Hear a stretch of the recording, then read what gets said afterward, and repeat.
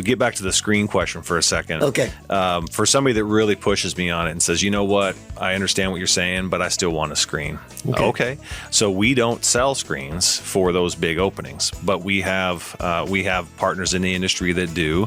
There's a couple of brands out there. Brio is one that we use on a regular basis for these big units, and think of an accordion shade in your house, like a sunshade that's pleated.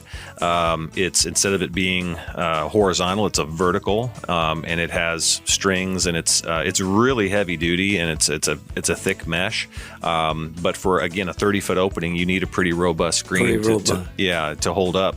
So they, once the door is installed, they'll come after the fact and put the screen in for you. We don't do that service, but they can, and you can solve the problem that way.